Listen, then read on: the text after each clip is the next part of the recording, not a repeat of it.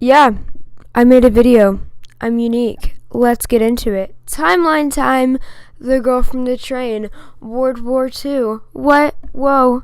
I said word war? What? Question mark? World War II. Thank you. Anyway, a little bit of backstory, shall we? Let's make this a lightning round. Gretel, your literal average little German little girl. Yeah. She, can't mistake her for anything except German. Jacob. I'm gonna call it Jacob for reasons.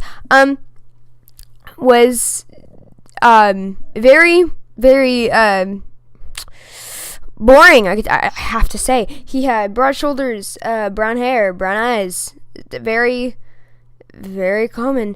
But anyway, let's get into it. Starting off,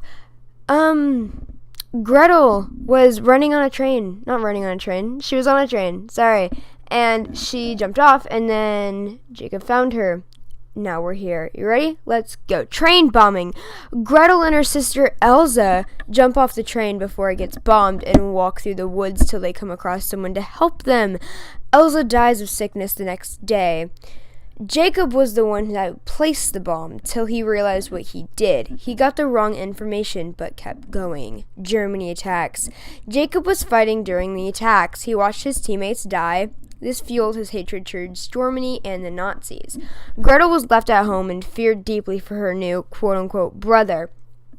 She had nightmares of her past and the present together, usually of Jacob getting bombed. Auschwitz.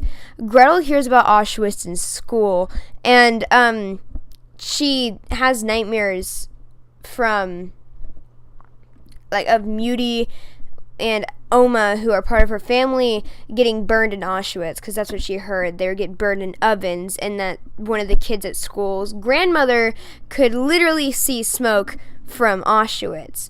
But Jacob tells her where her family really went, which was the bombing of the train that they were on.